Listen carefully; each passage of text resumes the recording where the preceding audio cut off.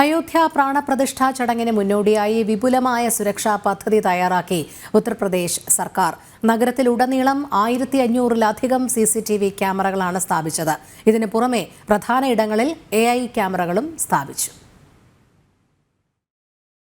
പ്രാണപ്രതിഷ്ഠാ ചടങ്ങിനായുള്ള അവസാനഘട്ട ഒരുക്കങ്ങൾ ശരവേഗത്തിൽ മുന്നേറുമ്പോൾ പഴുതടച്ച സുരക്ഷാ ക്രമീകരണങ്ങളാണ് യോഗി സർക്കാർ അയോധ്യ നഗരത്തിൽ ഒരുക്കിയിരിക്കുന്നത്.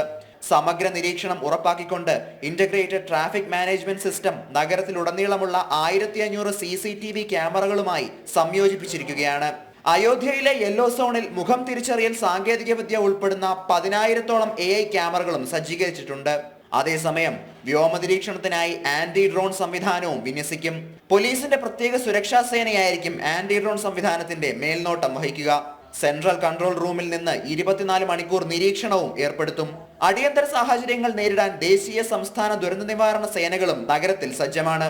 ജലനിരീക്ഷണം വർദ്ധിപ്പിക്കാൻ 4 ക്രൂസ് ബോട്ടുകളും ഒരുക്കും. പുറത്തുനിന്ന് എത്തുന്നവരെ കർശന പരിശോധനകൾക്ക് ശേഷമാകും ക്ഷേത്ര നഗരിയിലേക്ക് പ്രവേശിപ്പിക്കുക.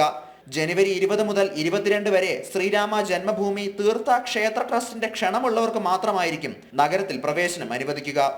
ന്യൂസ് ഡെസ്ക്, ജനം.